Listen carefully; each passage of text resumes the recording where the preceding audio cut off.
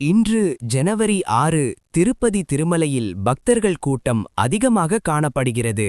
Token இல்லாத சர்வ தரிசனத்திற்கு 13 முதல் 15 மணி நேரம் வரை காத்திருக்க வேண்டிய நிலை உள்ளது. வைகுண்டம் கியூ காம்ப்ளெக்ஸில் 31 காம்பார்ட்மெண்ட்கள் நிரம்பியுள்ளன. நேற்று 82,650 பக்தர்கள் தரிசனம் செய்தனர். ஜனவரி 25 நடைபெறவுள்ள ரத சப்தமிக்கான ஏற்பாடுகளை டிடிடி தீவிரப்படுத்தியுள்ளது. அடுத்தது வருவது சபரிமலையில் மகரவிளக்கு திருவிழா. ஜனவரி 14 நெருங்கி வருவதால் பக்தர்கள் கூட்டம் அதிகரித்துள்ளது. நடப்பண்டல் பகுதியில் காணப்பட்ட ஒரு பச்சைக்குடி குறித்து இன்று பரபரப்பு ஏற்பட்டது. இதையடுத்து கோவில் சுற்றுவட்டாரத்தில் பாதுகாப்பு மற்றும் கண்காணிப்பு பலப்படுத்தப்பட்டுள்ளது.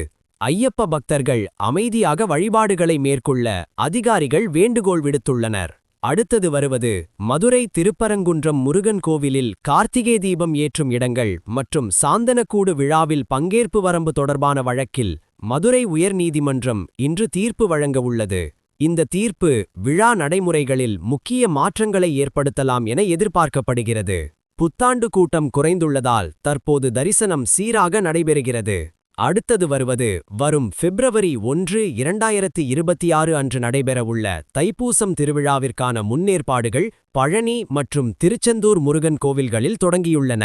பாதயாத்திரை மேற்கொள்ளும் பக்தர்கள் 48 நாள் விரதத்தை இந்நாளிலிருந்து ஆரம்பிக்க அறிவுறுத்தப்பட்டுள்ளது. வரும் நாட்களில் பக்தர்கள் கூட்டம் அதிகரிக்கும் என கோவில் நிர்வாகம் தெரிவித்துள்ளது. ஸ்ரீ காளஹஸ்தி சிவன் கோவிலில் ஜனவரி 11 அன்று நடைபெறவுள்ள ஆருத்ரா தரிசனத்திற்கான ஏற்பாடுகள் தீவிரமாக நடைபெற்று வருகின்றன. இன்று செவ்வாய்க்கிழமை வார இறுதி நாட்களுடன் ஒப்பிடுகையில் பக்தர்கள் கூட்டம் சீராக உள்ளது. ராகு கேது பூஜைக்காக வரும் பக்தர்கள் முன்பதிவு செய்து வர கோவில் நிர்வாகம் அறிவுறுத்தியுள்ளது. ஜனவரி 2 நடைபெற்ற கிரிவலத்திற்கு பிறகு திருவண்ணாமலை அருணாச்சலேஸ்வரர் கோவிலில் பக்தர்கள் கூட்டம் தற்போது சீரான நிலையில் உள்ளது. பொது தரிசனம் எந்த தடையுமின்றி நடைபெறுகிறது. ஜனவரி 6 முதல் 12 வரை நடைபெறும் சிறப்பு தரிசனம் மற்றும் சேவைகளுக்கான ஆன்லைன் முன்பதிவு திறந்திருப்பதாக அறிவிக்கப்பட்டுள்ளது. ஸ்ரீரங்கம் ரங்கநாத சுவாமி கோவிலில் 21 நாள் வைகுண்ட ஏகாதசி திருவிழாவின் ஒரு பகுதியாக நடைபெறும் ராப்பத்து உற்சவம் தொடர்கிறது. இன்று ராப்பத்தின் 8ஆம் நாள் ஆகும். மாலை நேரங்களில் நம்பெருமாள் அழகிய அலங்காரத்தில் வீதி உலாவாக பக்தர்களுக்கு அருள்பாலிக்கிறார். ராமேஸ்வரம் ராமநாத சுவாமி கோவிலில் அக்னி தீர்த்தம் பகுதியில் மேற்கொள்ளப்பட்ட புதுப்பிப்பு பணிகள் நிறைவடைந்து புதிய கழிப்பறைகள் மற்றும் காத்திருப்பு மண்டபங்கள் பக்தர்களின் பயன்பாட்டிற்காக திறக்கப்பட்டுள்ளன.